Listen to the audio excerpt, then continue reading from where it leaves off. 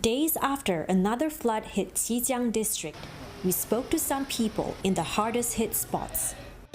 This market is said to be on the lowest lying area of the entire Xijiang district. It's at the same level as the flood warning line and just 2 meters below the flood safety threshold of 222 meters. Residents are concerned as this is the first entry point of floods when water from the river spills over.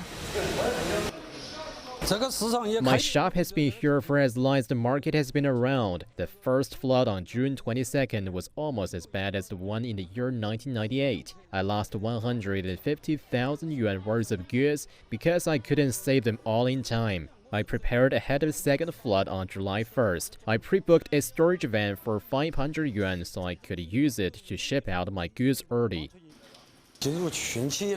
Once we entered the monsoon season, we organised flood prevention and early warning drills. Before the floods hit, we managed to send out timely warnings to the vendors so we could reduce the chances of casualties and economic losses. Residents here rely heavily on this early warning system to help mitigate the impact of natural disasters.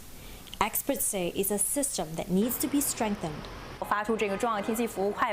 Before a major weather disaster, we will issue a bulletin and forward it to various departments in the district government, on streets and at high-risk facilities, which will then be forwarded to residents via various messaging platforms. We continue to aim to release a rainstorm warning signal within 3 to 6 hours or even 1 day in advance, so there's enough time for emergency and rescue work.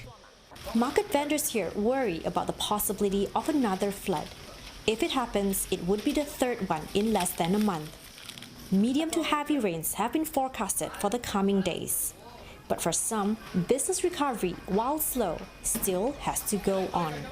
Wei Lin Tang, CGTN, Xijiang District, Chongqing.